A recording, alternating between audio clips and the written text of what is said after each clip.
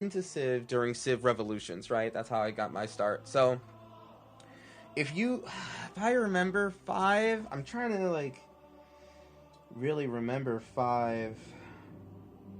I like just kind of like don't, you know what I mean? Because it's just been so long. Multiplayer game when? Hey, listen, I'll play this multiplayer. There is multiplayer in this. They got multiplayer right here. No one's on, I don't think, but I mean that makes sense. It's literally just like other content creators. But yeah, they got multiplayer on here. I'm down. I'm fucking down, bro. I'm down. Ugh. I used to play with one of my mods, Chloe. We played Civ 6 multiplayer quite a lot. Need to wait for the game to come out first. Ugh. Yeah, you gotta wait with the rest of them. You do have to wait. But until then, we can experience it together here. Chloe, I'm familiar. Yes, you are. Yep, her and I would rock like hours, entire streams worth of Civ 6. And typically what we would do is honestly just like versus the AI, right? Like if there's like 8 people, because remember in like other Civ games you get up to like 16 people. So what Chloe and I would do, we would do like the biggest possible map that wouldn't like break the system. Do 8 players, not including us, so like 10 total. 6 of them were like regular, like normal difficulty AI, and then 2 of them were like not deity, but like upper in that echelon. That's what we would do. So we would have it like at least 2 civs that were like worth fighting against, but typically it would just be like Chloe and I, like Chloe would go science with Korea, and I would do just kind of like whatever. I just wanted to have a fleet. I just wanted to have a naval fleet and just like fight naval battles. I don't know. I love late game getting a fleet of ships and just being like the United States in World War II, where I just have like carriers and battleships, and I'm just like, go fuck with them over there. I've been playing the Dickens out of Civ 6 here this year with the homies. Hell yeah, Script. Hell yeah. Yeah, hey, listen. Civ is a good ass game. In the multiplayer this time, you do take simultaneous turns, which was not what it was like before, if I remember correctly. I think before it was like... oh, no. No, I guess you would take turns at the same time and then end, right? Is that different? Is that the same? I kind of forgot. TBH. Forgot which one it was. Sorry, I just gotta log into... Alright, let's start the day out. Don't listen to that. It's fine. It's fine. Don't worry about it. Alright, we took off. We got out of work early for this chat. I'm ready. I am ready for some Civ 7. I'm hoping that we get through like one full game. You know what I mean? Like, and I think it's possible. Personally, I think it'll be possible. The real question will be like if I can if we can get through 2. Honestly, I'm gonna do we're gonna end up doing like super speed. I think I might go online speed just to like make things happen faster, because like if I did normal speed, we would be here for like over 8 hours, and the game would like not be over. So I will do like a faster version. And hey, maybe we can get through 2 games, or at least like 1.5. What was I doing? I am adding...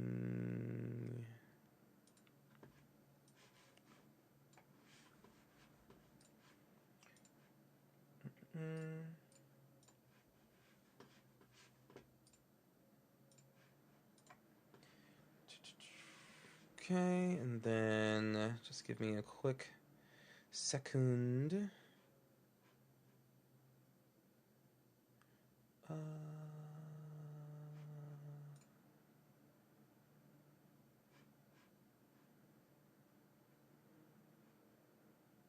Boop.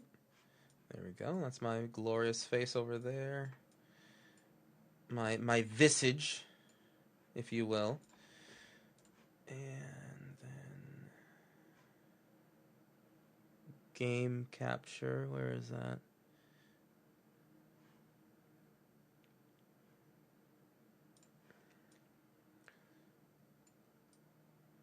All right. That, and then a copy of it.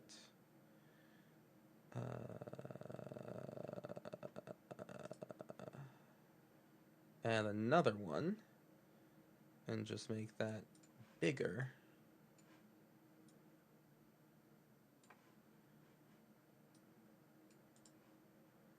Transform. Fit to screen. That's not right. Sorry, I know. We'll get started soon. I just want to...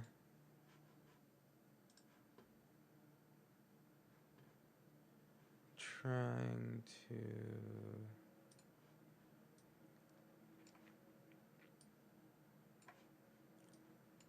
Alright. There we go. And then we center that. Center to screen.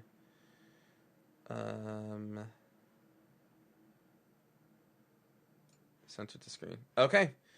And we do our best from there. Alrighty. We are ready to begin the game proper. I suppose a good question would be like, hey chat, what legendary what legendary creature should I be? No, like what leader should I have? I think that's the real question.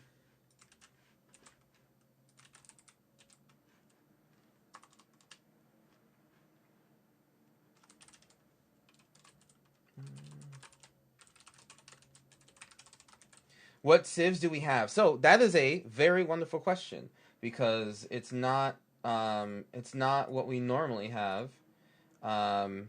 You'll actually see. Just give me a quick second because I put the wrong game on.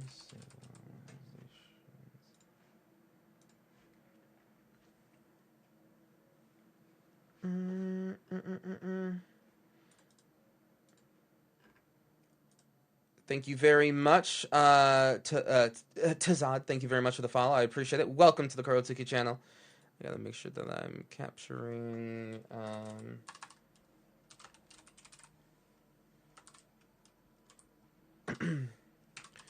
Audio. Drink water. No, I gotta drink this fucking monster, bro. I need monster because I am death. Oh my god, there's so many drink waters. I couldn't drink that much. Alright, there we go.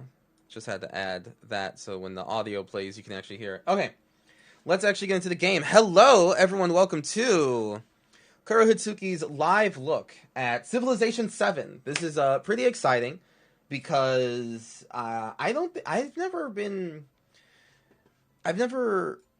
like truly been able to do like a live sort of like look at a game that's like such a AAA game that's coming out, right? Like it's just, I don't know, usually it's Magic, usually it's games already out, things like that. But I got to get early access to Civilization 7, which I do love the Civ series. I started back with Civilization's Revolutions on the iPad or iPod Touch is where I got my start, and I got like addicted to it immediately. Then I went out and bought Civ 5. Played that. Civ 6 came out, played that, went through all the DLCs of that. And then, hey, now Civ 7. So, you know, we slowly rise up. Couldn't see the Flacer replies have ads at the moment. Oh, thank you very much. Love you, Jeff. The iPod Touch. Do I still have it? I think I put it away. But, like, legit, I got my start in Civ on Civ Revolutions on the iPod Touch. The thing that got me, like the thing that unlocked my love for this series was trade routes. Like, literally, when I, like, making trade routes in that game was just, like, so addicting. Like, just a little camel guy that just, like, speeds around the map, and just knowing that I'm making so much money, I was like, ooh, I love this game. So, that's when I got into Civ. Did 5, loved it. 6, loved it. And, like, I know, do you need to start calling you a boomer? Don't need it. What leaders are in Civs? We will get to it in just a second. But, so, more preamble. I know that most Civ games are not good until, or like, they don't feel like they are full-on new games until the first DLC. I say that to all my friends all the time. Like, especially from 5 to 6, I didn't really feel like there was much of a difference between the final DLC versions of 5 to the beginning of 6. I didn't really feel like there was much of a difference. But then the first DLC of 6 added, like, not crises, but, like, catastrophes, right? Where, like, the land is actually, like, messing up, and the loyalty system and everything like that in the future DLC. So it's like, I'm usually a proponent of saying that Civ games aren't truly new Civ games until the first DLC. That is not true with this one. I think I feel that this Civ game is its own full brand new experience from the get-go. From before the get-go, because like this is the day before release. So oh god, I did play Beyond Earth. I did purchase and own Beyond Earth, and I think I played I never finished the campaign. I think I started like 3 campaigns and then just was like, I don't like this. And then I looked online and everyone was just like, we hate this. I'm just like, oh, thank God, it's not just me. But yes, Beyond Earth was weird. 5 was and is your favorite? Okay, well, we're going to get into 7. Disasters, that's right, yes. We're going to get into Civ 7, and I think this is going to be your new favorite. This one, for what I've seen on dev streams, feels like the newest Civ could feel. 100%. 100% script. So, without further ado, let's get on into it, yeah? Let's just, like, actually get into this. So, Civilization 7. With your boy, Kurohitsuki. So, let's go to... We got new game, load game, multiplayer, collection, additional content, options, exit. I'm not going to click on that. But we are going to go to... Actually, you can see, like, the games I've had so far. So, I'm a Harriet Tubman main. And then I did a little bit of Augustus. I lost this. I lost this game with Augustus, actually.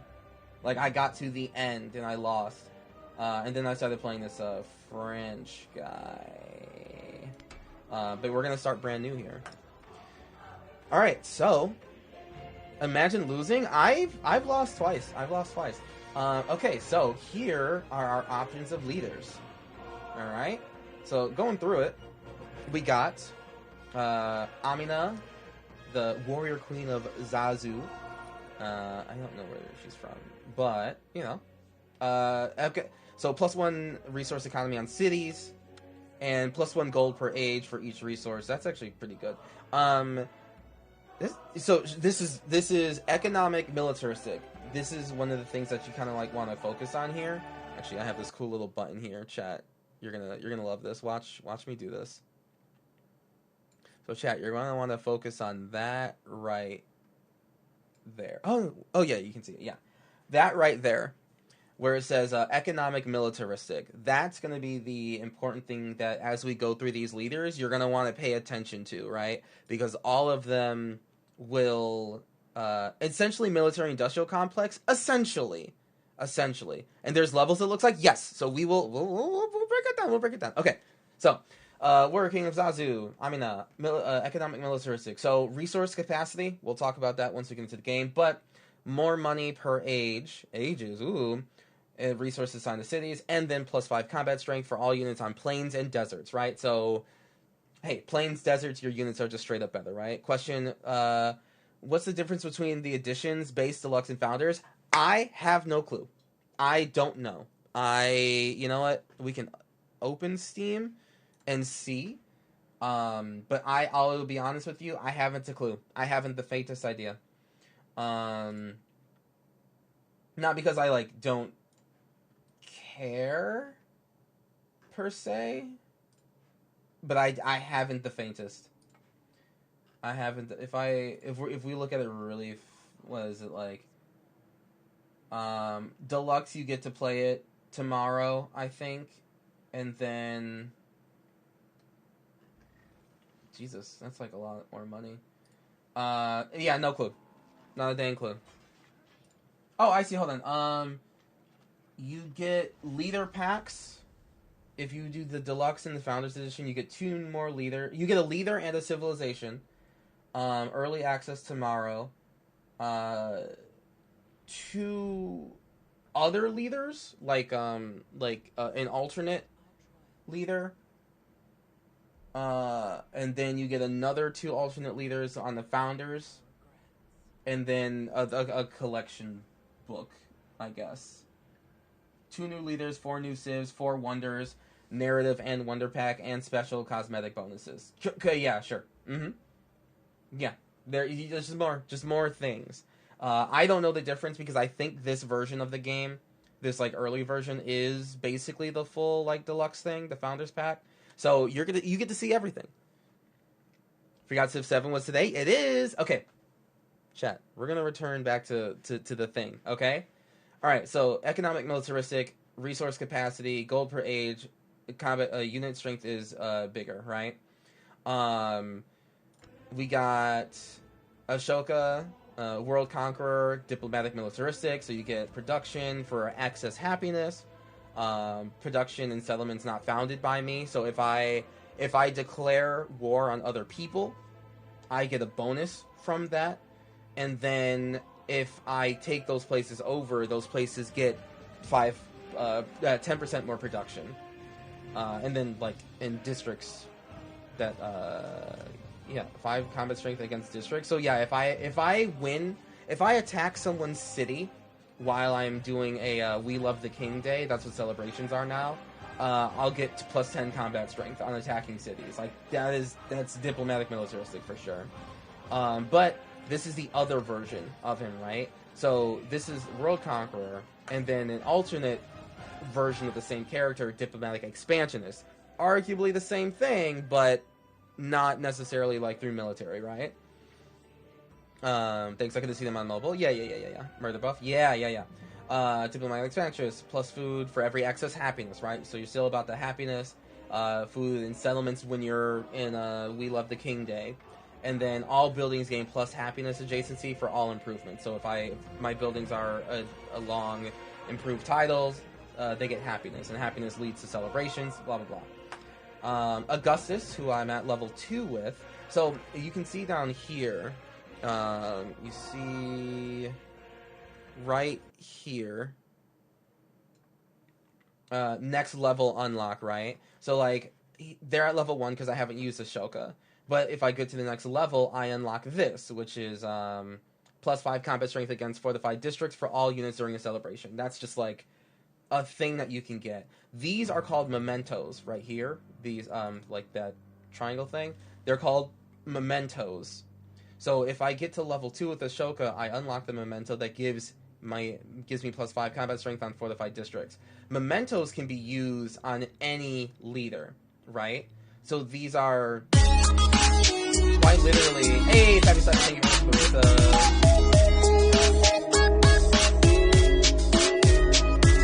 thank you, friend. Appreciate you.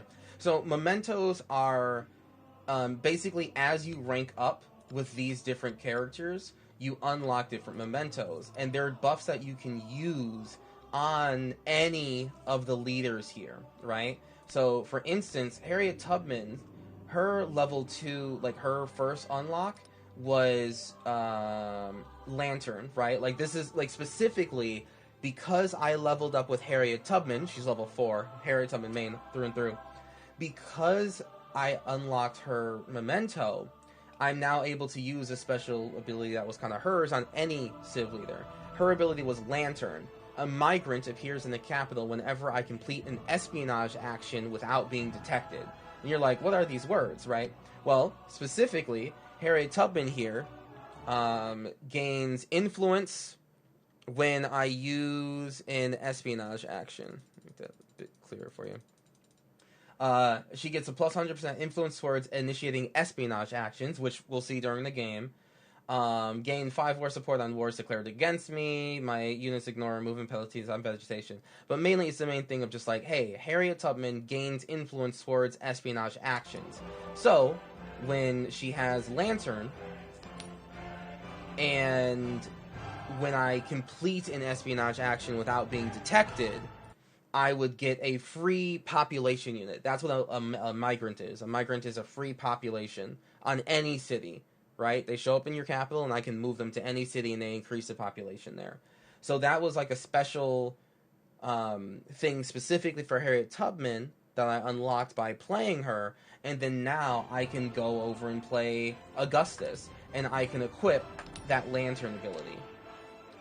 So it incentivizes you at least getting a couple levels in every single character, right? At the very least. If I played Hatshepsut and I got to level 2, I would get a memento that gives me +1 per age on imported resources, right? And then I would just have that I can add to anyone. It's actually right there, yeah. Do you start the game with the ability to commit espionage actions, say, whenever you meet another civ? Yes. Arguably, yes. I mean, yes, actually. Yes, I do. Also really fast, sorry, I just realized I don't have chat on the screen, so let me add that for you.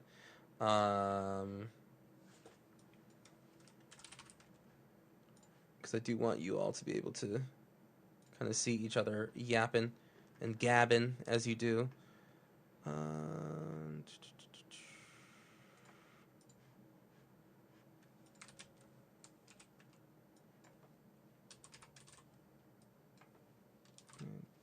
What? There you go. Sorry about that. All right, now you can see each other as you speak words. I think I'll just toss you in the corner there. There you go. Words.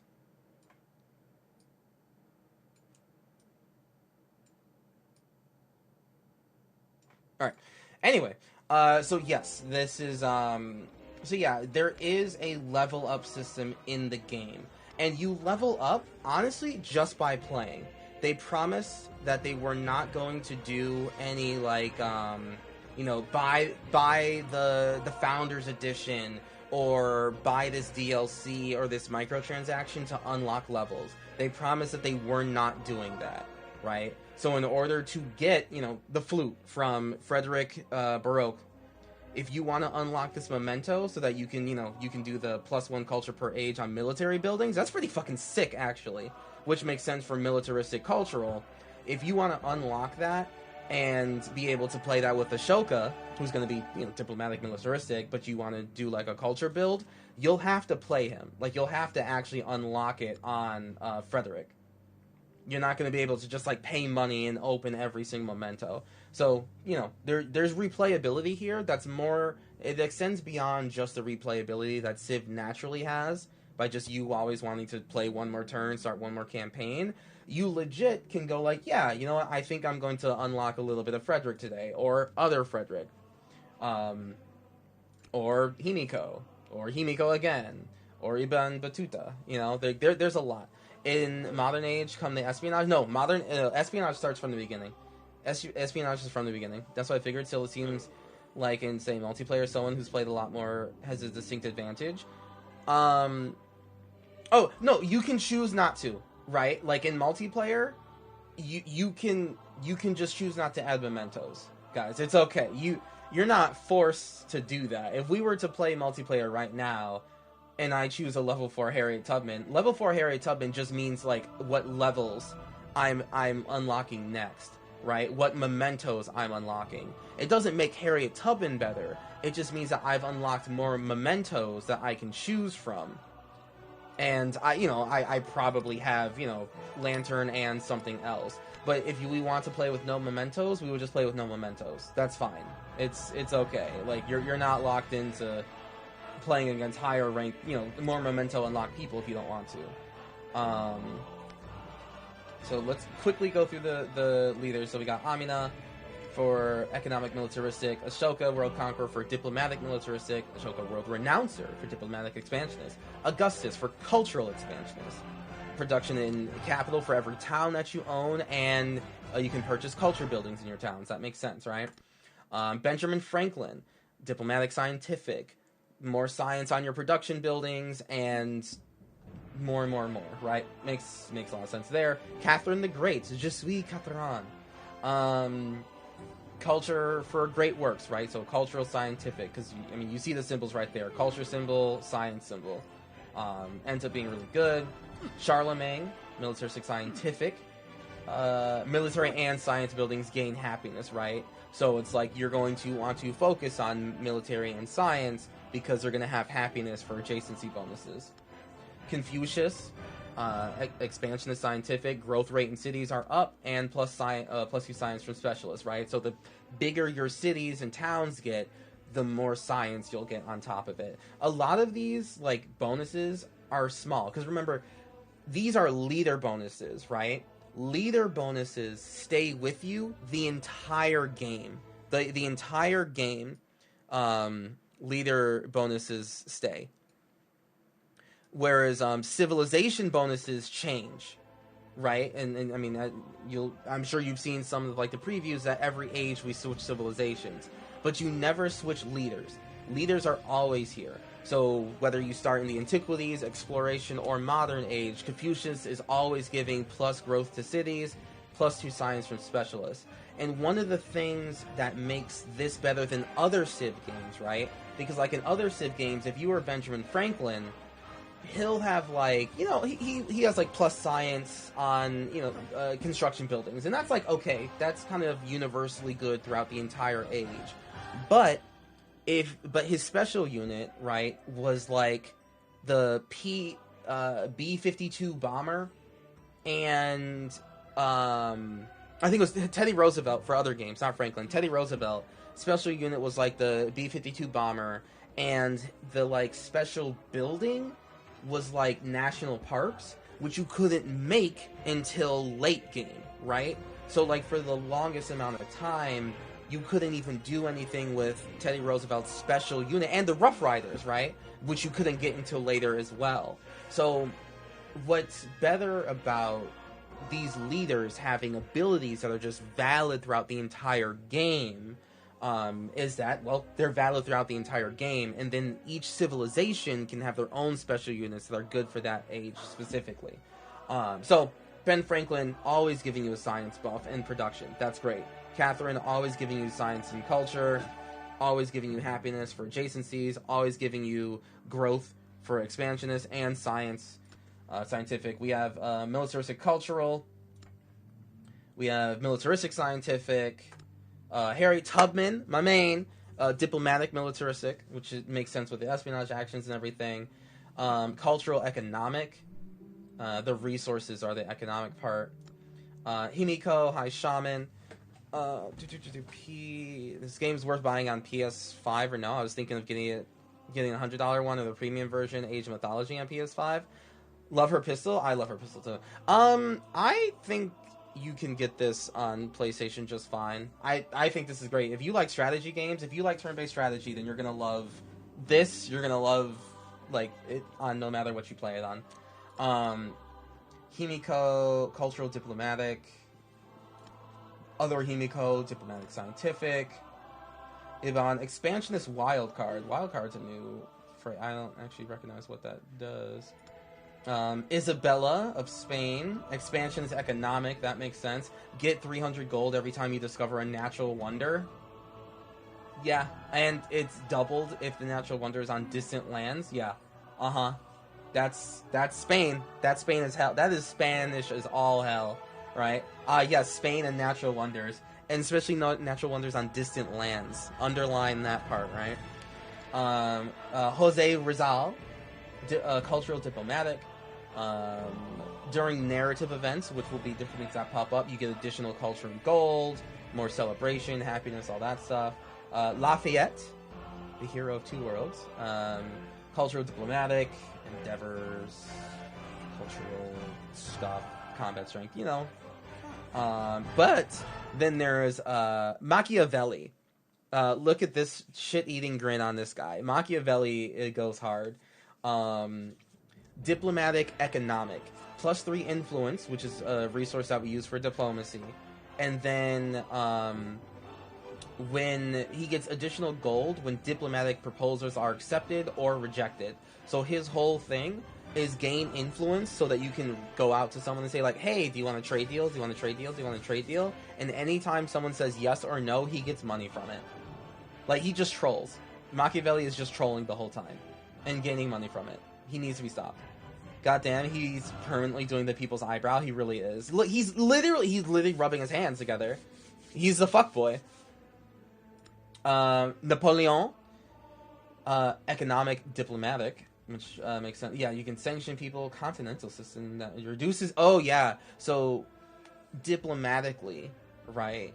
You can reduce trade routes that someone is able to have, right? So the continental system. That's literally what Napoleon did historically, right? He said that different nations in Europe can only have a certain amount of trade with different countries, right? So he's able to reduce trade routes, which causes a relationship penalty, right? Like, people don't like it when you do that shit. But he gets plus gold for every leader you're unfriendly or hostile with. So he gets more money the more people are mad at him, and he gets people mad at him by affecting their economies. Sick. If you sanction me, I'm going to sanction you with cannon fire. Huh? I can reject your endeavors for free. And again, it's like, if I get to level 2 with Napoleon Emperor, I get a memento that's what, +2 gold per age for every leader you're unfriendly or hostile with. So it's actually an additional +2 on top of this if I, ranked up with Napoleon. But I can also go to someone else and have the portrait here. But then there's Napoleon Revolutionary. +1 movement for all land units. Militaristic culture. +1 unit for all land units. +1 movement for all land units. And defeating an enemy unit gives you 50% of their combat strength back as culture. So both Napoleons clearly want to fight, right? This Napoleon wants to troll you. That's why it's diplomatic, not militaristic. He wants to troll you, make you angry at him, but he has so much money it's not worth fighting him. Whereas this Napoleon, he's just like, fight me, bro. My units move 1 faster than you, so I will chase you down and kill you. And I want to kill you because it gives me culture to do it. Like, both Napoleons still fit that historical vibe, but they're attacking it from different angles, which I think that's so sweet. I think that's just so fucking cool. Pachuti? Yeah? Pachakti. Pachuti.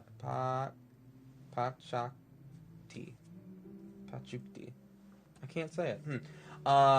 Economic expansionist, buildings get food for mountains. So I think Pachuti's been Pachacuti, thank you. Pachacuti's been in other Civ games, I believe. And I believe his passive, right, when you chose him and his civilization, his passive was that you could work mountain tiles, right? Like, you could just work mountain tiles. That's just something that you do when you choose him. Put a note in that. We'll be right back. He was in 5. Yes. Put a note in that. We'll be right back with that. But this is to explain the differences between the leader and the civilizations. Tecumseh, militaristic, diplomatic, food and production and settlements for city-states that you're the suzerain of. So yeah, diplomatically you want to be friends with city-states, but you get stronger by doing it. I don't like city-states in this game, personally. Truntak, this is probably what Chloe would play. Love science, militaristic science. 3 levels on your first army leader. Army commanders are dope as fuck, by the way. They're I think maybe the second best addition to the game. Army commanders. Xerxes, economic, militaristic. 3 combat strength on units that are attacking on neutral or enemy territory. Okay, that's fucked up. Gain culture and gold per age when you capture a settlement for the first time. Okay. Plus 10% gold in all settlements. And doubled in gold in settlements not founded by you. What the fuck? yeah, like Xerxes, as usual, like the Persians, as usual, are just pushing outwards, conquering everything, and getting richer off of it. And plus one settlement limit per age. Remember when we go over settlement limits, what Xerxes does here. Tecumseh, yeah, Tecumseh. And then there's another version of Xerxes. So people who get the Founders Pack, you already have access to normal Xerxes. And then if you get the Founders and Deluxe Edition, you'll have other Xerxes, Silk Road Xerxes, who's cultural economic. You get additional trade routes, gain culture when you start a trade route with someone, which is pretty fucking good, actually. Right, so you just get like a different, more economically focused version of Xerxes versus the like pure militaristic, right? Same with Napoleon and Himiko and Frederick. Yeah. So back to here again for Pachacuti. Again, he was in Civ 5, and he gave you the ability to work on mountain tiles. That was just like your entire factions thing that you could do throughout the entire game. Well, you'll see right here. Let me get a different color for this. This right here, age unlocks. This is the best part about the new Civ game, right?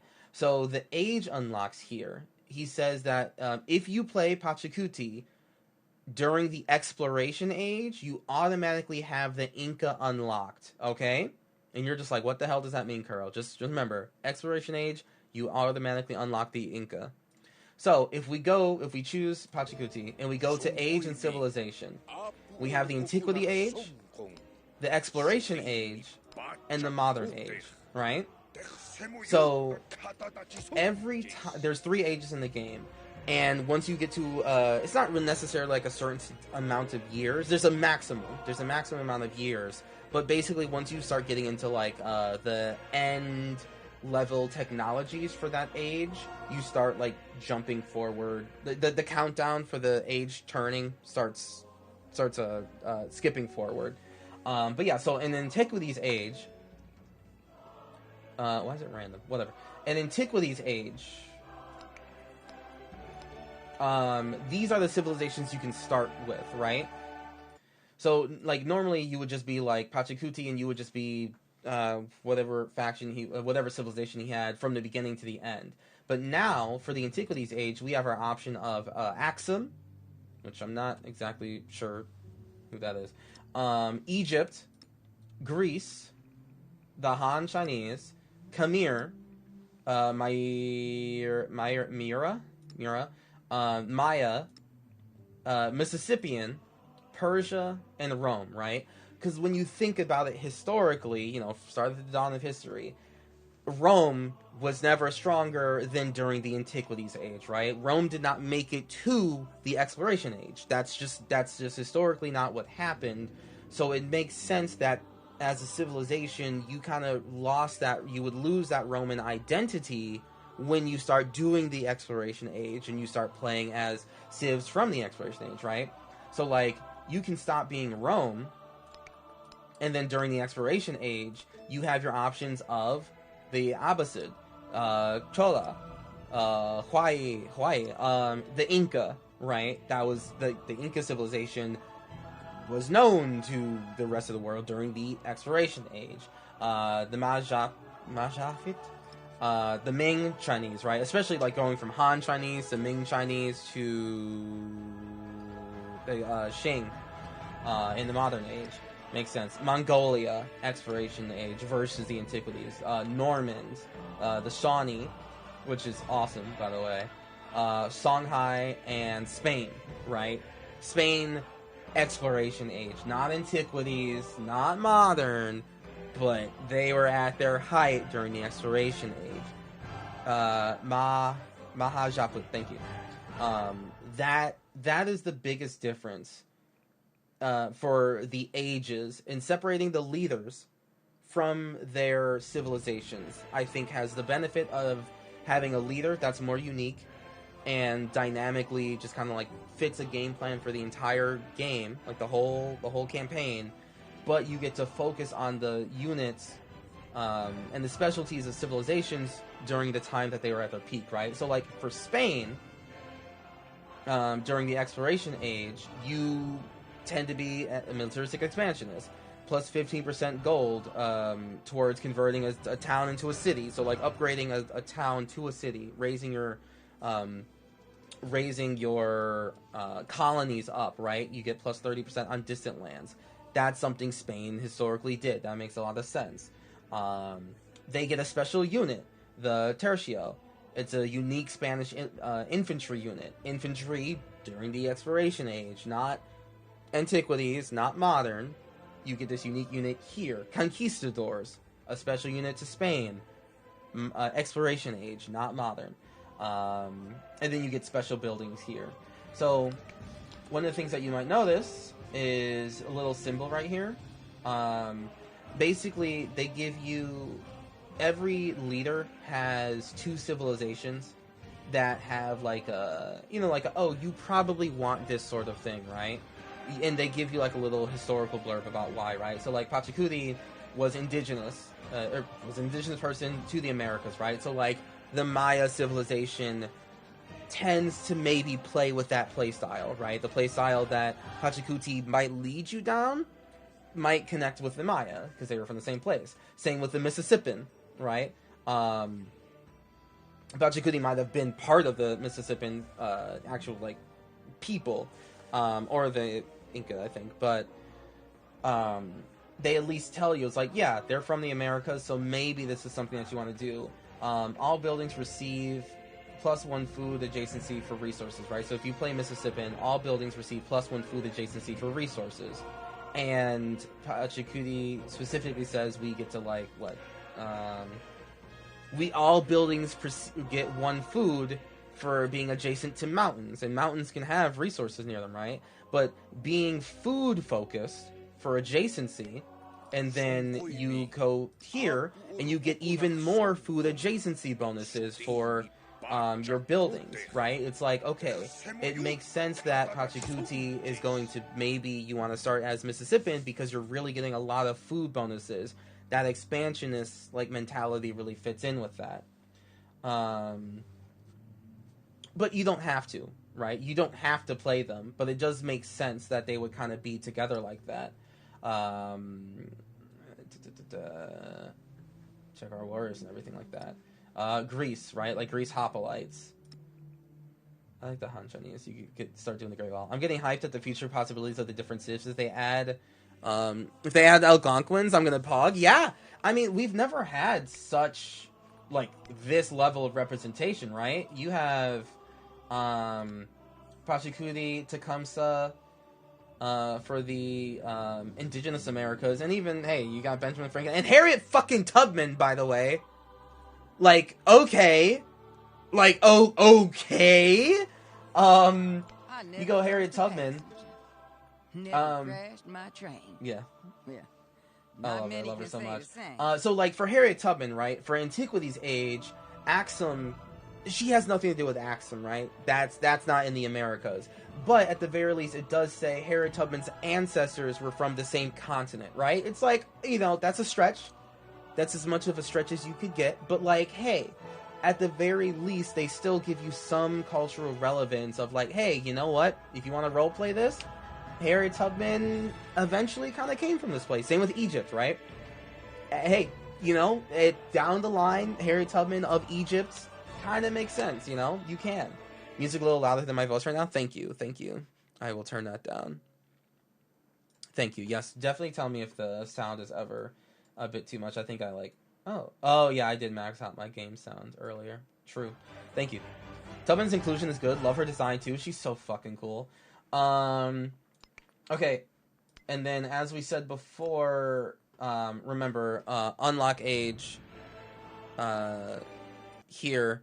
So one of the special abilities of Pachacuti is that during the exploration age, you have the Inca civilization automatically unlocked, right?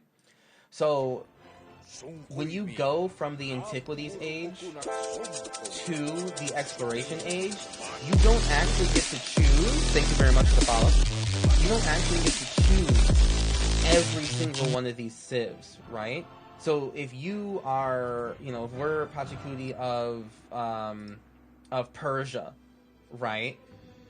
And you see the age unlocks down here. If we play as the Persian civilization, we automatically get the Abbasid, the Mongolian, and the Monghai. It's the Abbasid and Mongolia for exploration age. Those civilizations are unlocked to us because historically Persia led to those, right?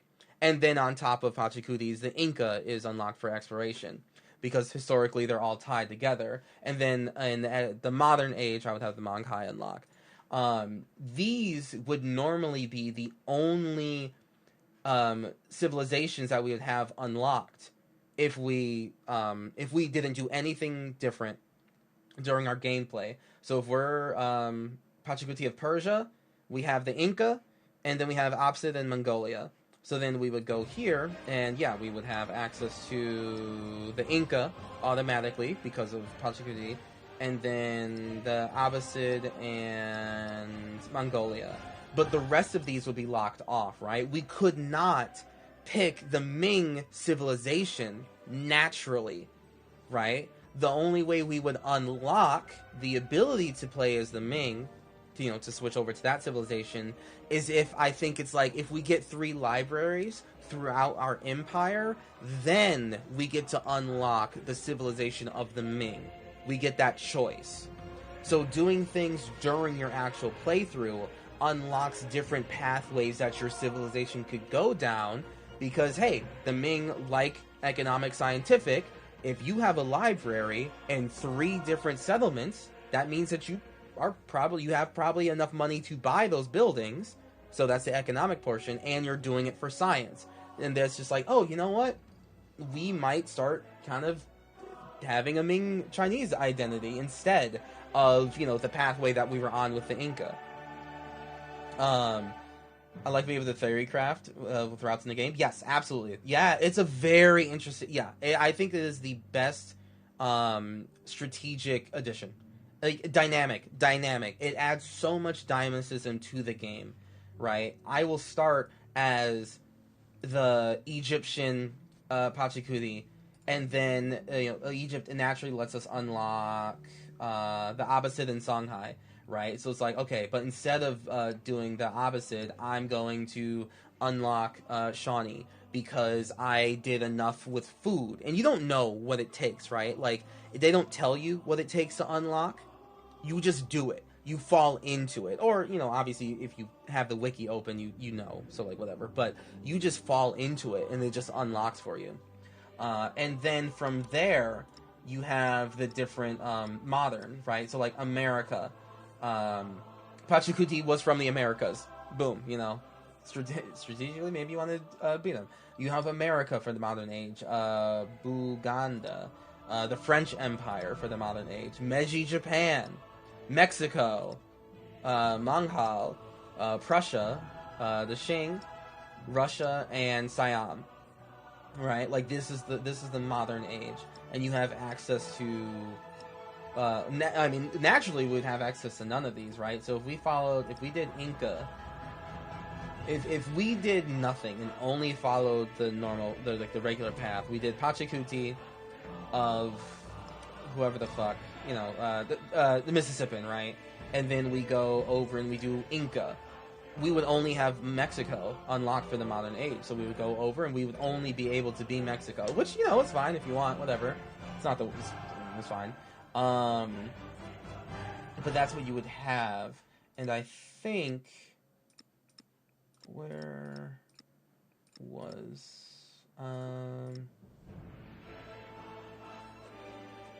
Oh, and here we go.